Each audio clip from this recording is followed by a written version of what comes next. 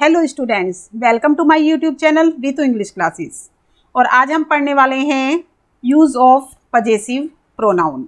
कल हमने पढ़ा था यूज़ ऑफ पर्सनल प्रोनाउन और आज हम पढ़ने वाले हैं, जो आज की हमारी क्लास होगी वो पजेसिव प्रोनाउन पे पूरी तरह बेस्ड होगी। कि ये पजेसिव मतलब होता है अधिकार। जैसे मैंने आपको बताया था कि अधिकार जताना, तो उसको कहते हैं पजेसिव प्रोनाउन। कोई भी वर्ड जो वर्ड अधिकार को दिखा रहा है उसको हम कहते हैं पजेसिव प्रोनाउन। अब उसको हम कहाँ कहाँ यूज़ करते हैं, तो आइए देख लेते हैं। सबसे पहला हमारा जो रूल है पजेसिव प्रोनाउन का, देखते हैं। Possessive pronouns are not used before nouns. यानी कि जो पजेसिव प्रोनाउंस होते हैं उनका यूज़ नाउन से पहले नहीं होता। यानी कि जो पजेसिव प्रोनाउन होते हैं उनका यूज्ड नाउन से पहले नहीं होता है। ठीक है, तो देख लेते हैं कैसे नहीं होता है। जैसे कि एक एग्जाम्पल के थ्रू हम इसको समझते हैं। Hours school was closed for 4 days। तो यहाँ पे जो सेंटेंस है इसमें लिखा है आवर्स स्कूल। आवर्स क्या है हमारा? आवर्स हमारा पॉजेसिव प्रोनाउन है। ये हमारा पॉजेसिव प्रोनाउन है और ये स्कूल हमारा नाउन है। तो अब हमने क्या कहा कि पॉजेसिव प्रोनाउन से पहले, पॉजेसिव प्रोनाउन का यूज नाउन से पहले नहीं होता। तो यानी कि आवर्स का यूज स्कूल से पहले नहीं होगा। अगर हम इसको, अब इस सेंटेंस में क्या हमें एरर दिख रहा है कि आवर्स नहीं आएगा, तो अगर इसको हम करेक्ट करते हैं तो यहाँ पे आवर का यूज होगा। Our school was closed for 4 days। तो ये जो करेक्शन के बाद हमने देखा कि इसमें आवर्स का यूज नहीं होकर आवर का यूज हो रहा है। ठीक है, आर्स का यूज नहीं होकर आर का यूज हो रहा है, क्योंकि नाउन से पहले पॉजेसिव प्रोनाउन का यूज नहीं होता है। तो यहाँ पे आपने देख लिया है। इसमें एक और बात मैं इसमें एक और बात बता देती हूँ यहाँ पे आपको कि पॉजेसिव एडजेक्टिव का यूज होता है। जैसे हमने बताया कि पॉजेसिव प्रोनाउन का यूज नाउन से पहले नहीं होता, बट पॉजेसिव एडजेक्टिव, पहले भी मैं आपको बता चुकी हूँ एडजेक्टिव के बारे में। Possessive adjective are used before noun. Noun से पहले हम पॉजेसिव प्रोनाउन का यूज नहीं करते, बल्कि पॉजेसिव एडजेक्टिव का यूज करते हैं, यानी कि विशेषण का यूज करते हैं, पॉजेसिव एडजेक्टिव का यूज करते हैं। जैसे दिस इज माई बुक। ठीक है, ये हमारा पॉजेसिव एडजेक्टिव है, दिस इज माई बुक। अब हम इसको दिस इज माइन बुक नहीं लिखेंगे, दिस इज माइन बुक ये नहीं लिखेंगे, ये गलत हो जाएगा, क्योंकि माइन क्या है? ये पॉजेसिव प्रोनाउन है और ये पॉजेसिव एडजेक्टिव है माई। तो पॉजेसिव प्रोनाउन का हम यूज नहीं करते हैं किससे पहले? नाउन से पहले। ये बुक क्या है? यहाँ पर नाउन है। ठीक है, बुक यहाँ पे नाउन है, तो इससे पहले हम माइन का यूज नहीं करेंगे, इससे पहले माई का यूज करेंगे, एडजेक्टिव का यूज करेंगे। तो अभी इसको इरेज कर देते हैं यहाँ पर। ये आपको समझ में आ गया होगा, यहाँ से मैं इरेज कर देती हूँ। अभी यहाँ पे कुछ और रूल देख लेते हैं हम।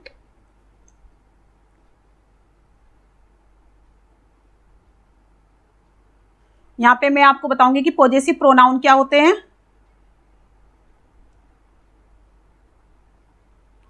पॉजेसिव प्रोनाउंस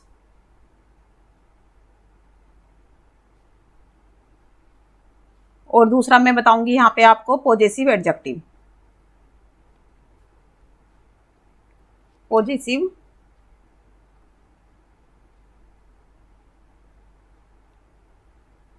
एडजेक्टिव, तो दोनों में डिफरेंस देख लेते हैं कि दोनों में क्या डिफरेंस है। तो पॉजेसिव प्रोनाउन जैसे ही होता है माइन, अभी मैंने इसका एक सेंटेंस बताया था, ये है माइन और ये होता है माई। ठीक है, यहाँ पे आएगा हमारा आर्स और यहाँ पे होता है ये हमारा आर। ये होता है यहाँ पर योर्स, योर, हिज, हिज। यहाँ पे आता है हर्स, हर। यहाँ पे देयर्स, देयर। ठीक है, तो ये हमारा है पॉजेसिव प्रोनाउन, ये सारे हमारे पॉजेसिव प्रोनाउन है और ये हैं हमारे पॉजेसिव एडजेक्टिव। तो जो पॉजेसिव एडजेक्टिव होते हैं उनमें प्लस नाउन का यूज़ होता है। ठीक है, इनके बाद हमेशा नाउन का यूज़ होता है, जबकि पॉजेसिव प्रोनाउन में नाउन का यूज़ नहीं होता है, उसके बिल्कुल जस्ट बाद नाउन का यूज़ नहीं होता है। ठीक है, तो ये आपको समझ में आ गया होगा। यहाँ पे हमारे सब में क्या होगा, नाउन आएगा। तो पॉजेसिव एडजेक्टिव प्लस नाउन। ठीक है, ये आपको समझ में आ गया होगा। ये टेबल आप लिख लेना।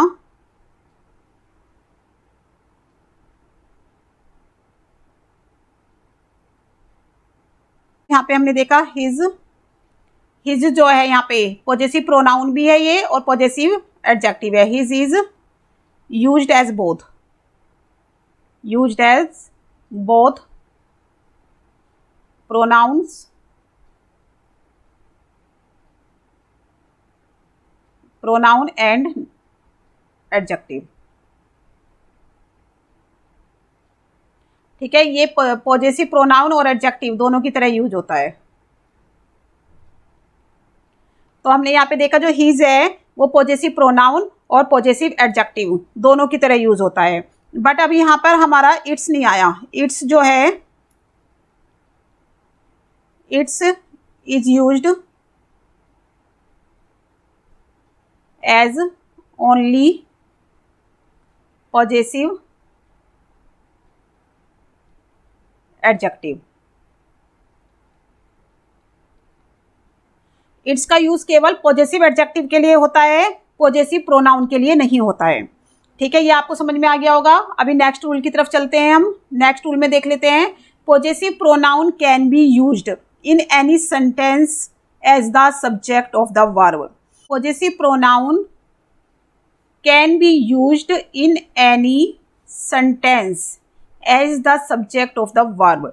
यहाँ पे लिखा हुआ है कि जो पॉजेसिव प्रोनाउन होते हैं हम उनको किसी भी सेंटेंस में यूज कर सकते हैं as the subject of the verb के रूप में, यानी कि सब्जेक्ट ऑफ द वर्ब के रूप में। तो देख लेते हैं कैसे, एक एग्जाम्पल के थ्रू इसको समझते हैं जिससे आपको इजीली समझ में आ जाए। योर्स, योर्स एक पॉजेसिव प्रोनाउन है। Is a new car, yours is a new car. अब इज यहाँ पे क्या है, इज यहाँ पे है सब्जेक्ट ऑफ द वर्ब। ठीक है, योर्स यहाँ पे क्या है, पॉजेसिव प्रोनाउन। तो सब्जेक्ट ऑफ द वर्ब के रूप में हमने इसको यूज किया है। एक्चुअल में इस सेंटेंस का जो मीनिंग है वो क्या है, एक्चुअल में इसका मीनिंग है your car is a new car.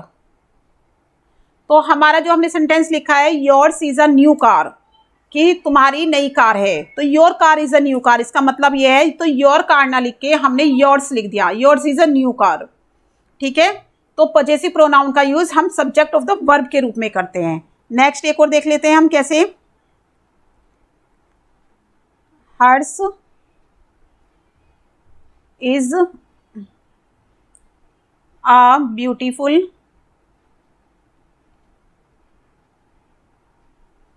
Doll, उसकी जो डॉल है वो सुंदर डॉल है। यहाँ पे इसका मीनिंग ये हुआ, तो हम देख लेते हैं इसका मीनिंग। इसको हम ऐसे लिख सकते हैं, हर doll is a beautiful doll, beautiful doll, कि उसकी डॉल सुंदर डॉल है। तो इसको हम ऐसे भी लिख सकते हैं, hers is a beautiful doll, ऊपर हमने देखा yours is a new car. तो सब्जेक्ट ऑफ द वर्ब, अब यहाँ पे इज जो है हमारा ये सब्जेक्ट ऑफ द वर्ब है, ये वाला जो इज है ये सब्जेक्ट ऑफ द वर्ब है और ये हमारा पॉजेसिव प्रोनाउन है। तो पॉजेसिव प्रोनाउन के बाद जो सब्जेक्ट ऑफ द वर्ब के रूप में हम इसको यूज कर सकते हैं। ये आपको समझ में आ गया होगा। तो नेक्स्ट देख लेते हैं, नेक्स्ट रूल।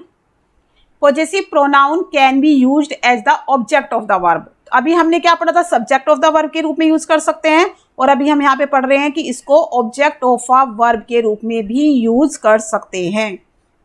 तो देख लेते हैं इसका एक sentence. He has lost my book as well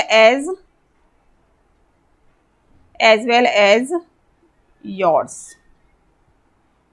तो देखो यहाँ पे सेंटेंस है कि उसने मेरी बुक खो दी है और साथ में तुम्हारी भी, उसने हम दोनों की बुक खो दी है। तो अब यहाँ पे जो हैज है, हैज और लोस्ट, हैज लोस्ट क्या है, हमारा ऑब्जेक्ट ऑफ द वर्ब। ये आपको पता ही होगा, सब्जेक्ट ऑफ द वर्ब और ऑब्जेक्ट ऑफ अ वर्ब क्या होता है। ये है ऑब्जेक्ट ऑफ अ वर्ब कि खो दिया है। तो यहाँ पे आंसर मिल रहा है, क्या खो दिया है, मेरी बुक। मेरी बुक को माई बुक उसने खो दी है, और साथ में योर्स, तुम्हारी भी खो दी है। तो योर्स हमारा क्या हो गया, पजेसिव प्रोनाउन। ठीक है, यहाँ पे हम इसको मीनिंग, इसमें क्या हो गया, मीनिंग देख लेते हैं इस सेंटेंस का। अगर आपको मीनिंग नहीं समझ में आ रहा है तो देख लेते हैं। He has lost my book. तो देखो उसने मेरी बुक खो दी है और साथ में तुम्हारी बुक भी, तो as well as your book, as well as your book. तो यहाँ पे योर बुक की जगह पर हम इतना बड़ा ये योर बुक ना लिखे, हम सिर्फ योर्स भी लिखे, यानी कि इसको पजेसिव प्रोनाउन के रूप में भी लिख के काम चला सकते हैं। ठीक है, ये भी लिख सकते हैं हम। नेक्स्ट एक और देख लेते हैं।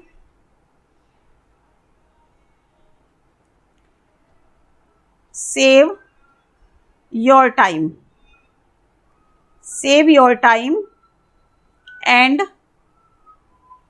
Mind too, mine too. तुम अपना समय बचाओ और साथ में मेरा भी, कि तुम अपना टाइम बचाओ और साथ में मेरा भी बचाओ। तो यहाँ पे जो सेव वर्ड आया है, सेव है हमारा ऑब्जेक्ट ऑफ द वर्ब है, ये ऑब्जेक्ट ऑफ द वर्ब है, और यहाँ पे आपका ये माइंड पजेसिव प्रोनाउन है। तो इसका जो मीनिंग हो जाएगा वो हो जाएगा save your time and my time too. तो माइंड का मतलब यहाँ पे होगा माई टाइम, कि मेरा समय भी बचाओ और अपना समय भी बचाओ। तो हमने इसकी जगह पर क्या कर दिया, सिर्फ माइंड का यूज कर दिया है। तो यानी कि हमने समझ लिया कि जो पजेसिव प्रोनाउन है उनको सब्जेक्ट ऑफ अ वर्ब के रूप में भी यूज कर सकते हैं and object of a verb के रूप में भी यूज कर सकते हैं। नेक्स्ट रूल देख लेते हैं, rule number 4। Possessive pronoun can be used as the object of a preposition. तो हम इसको किसके रूप में यूज कर सकते हैं, ऑब्जेक्ट ऑफ अ प्रीपोजिशन। किसी भी प्रीपोजिशन के बाद एज अ ऑब्जेक्ट, यानी ऑब्जेक्ट के रूप में हम इसका यूज कर सकते हैं। तो देख लेते हैं एक सेंटेंस।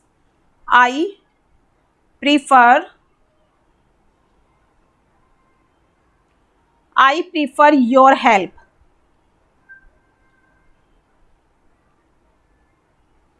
To her. तो यहाँ पे देखो, I prefer your help to her, जबकि हमने बोला था यहाँ पे हम पजेसिव प्रोनाउन का यूज करेंगे प्रीपोजिशन के बाद। तो यहाँ पे हर नहीं आएगा, क्या आएगा, हर्स आएगा। ठीक है, I prefer your help to hers. तो यहाँ पे हर नहीं आके हर्स आएगा, because preposition of the object के बाद, ये हमारा क्या है, प्रीपोजिशन है, ये प्रीपोजिशन है और ये हमारा ऑब्जेक्ट है। तो जब हमारी ऑब्जेक्ट प्रीपोजिशन के बाद आए तो तब हम किसका यूज करेंगे, पजेसिव प्रोनाउन का यूज करेंगे। एक और देख लेते हैं हम यहाँ पे।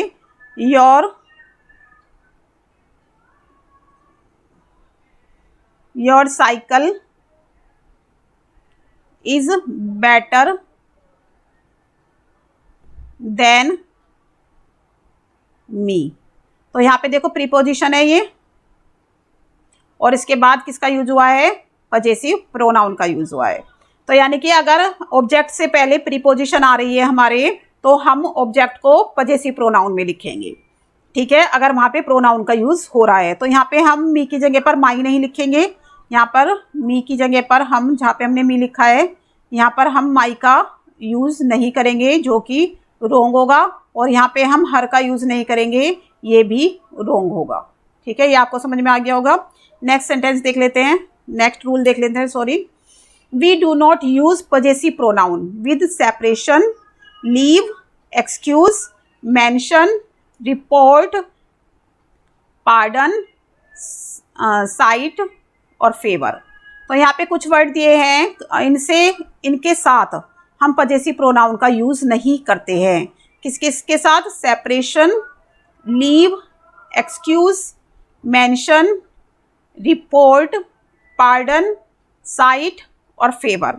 तो यहाँ पे आपको समझना होगा कि जो ये वर्ड यहाँ पे लिखे हुए हैं इनके साथ हम पॉजेसिव प्रोनाउन का यूज नहीं करेंगे। तो कैसे नहीं करेंगे अभी हम देख लेते हैं इसको समझ के। Your separation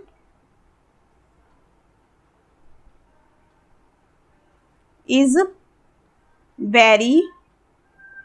your separation is very painful to me। तो यहाँ पे देखो जो सेंटेंस लिखा हुआ है उसमें लिखा है कि आपकी सेपरेशन मेरे लिए, मतलब आप अलग हो रहे हैं मुझसे, तो ये मेरे लिए बहुत पेनफुल है। तो यहाँ पे हमने क्या लिख देखा है? Your separation. तो सेपरेशन के साथ हमने किसका यूज नहीं किया है? Possessive pronoun. योर्स सेपरेशन नहीं आएगा, यहाँ पे सिर्फ योर सेपरेशन आएगा। अगर यहाँ पर हम योर्स लिख देते हैं तो ये एस लगाना हमारा गलत हो जाएगा, योर्स हमारा गलत हो जाएगा। तो योर सेपरेशन लिखते हैं हम यहाँ पे। इसका यूज हम कैसे कर सकते हैं? Separation from you. तो इसको हम ऐसे भी यूज कर सकते हैं कि separation from you is very painful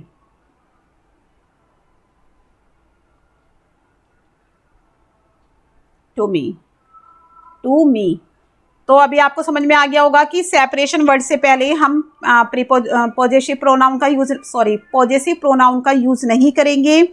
ऐसे ही लीव से पहले नहीं करेंगे, एक्सक्यूज के साथ नहीं करेंगे, मेंशन के साथ नहीं करेंगे। एक सेंटेंस और देख लेते हैं यहाँ पर। I need your favour please. तो यहाँ पे जो सेंटेंस लिखा है उसमें लिखा है I need your favour please, कि मुझे आपकी फेवर की जरूरत है प्लीज। तो यहाँ पे हमने देखा जो फेवर वर्ड है, यहाँ पे जो फेवर वर्ड आया है उससे पहले हमने योर का यूज किया है, यानी एडजेक्टिव का यूज किया है। यहाँ पर हमने पॉजेसिव प्रोनाउन का यूज नहीं किया है। अब इसका मीनिंग क्या होगा? इसका योर फेवर का मीनिंग यहाँ पर होगा favour from you. Favour from you को हम यहाँ पे यूज कर सकते हैं, ठीक है। I need favour from you please, ऐसे ही इसमें हम कर सकते हैं separation from you is very painful to me. तो इस तरह से हम सेंटेंस का यूज कर सकते हैं, बट इनसे पहले हम पॉजेसिव प्रोनाउन का यूज नहीं कर सकते। नेक्स्ट देख लेते हैं हम। In possessive pronoun apostrophe is not used before S. S से पहले हम किसका यूज नहीं कर सकते हैं? एपोस्ट्रोफे। एपोस्ट्रोफे का यूज नहीं करते हैं। तो इसके लिए हम देख लेते हैं, जैसे द यूज ऑफ हर्स। यहाँ पे हमारा ये क्या है? पॉजेसिव प्रोनाउन है, ठीक है। तो हम इसको HER कोमा लगा के एस, यानी एपोस्ट्रोफी का साइन है ये लगा के ऐसे यूज नहीं करेंगे, ठीक है। ये हमारा ये होगा सही, ये सही नहीं होगा। एपोस्ट्रोफी का यूज नहीं करते। जैसे हमने लिखा योर्स लिखा है, तो अब अगर हमें इसे एपोस्ट्रोफी का यूज करना है तो योर्स हो जाएगा, तो ये हमारा रोंग होगा, ये पॉजेसिव प्रोनाउन नहीं है। तो जो हमारा एस लगा हुआ है, जैसे हर्स है, योर्स है, आर्स है, देयर्स है, इनमें हम एपोस्ट्रोफी साइन का यूज नहीं करेंगे, ठीक है। आपको ये समझ में आ गया होगा कि पॉजेसिव प्रोनाउन में एपोस्ट्रोफी का यूज नहीं होता है। नेक्स्ट देख लेते हैं। तो यहाँ पर हम देख लेते हैं rule number 7, gerund is use. Gerund का जो यूज होता है, जीरंड का जो यूज होता है वो हमेशा पॉजेसिव एडजेक्टिव के बाद होता है, ठीक है।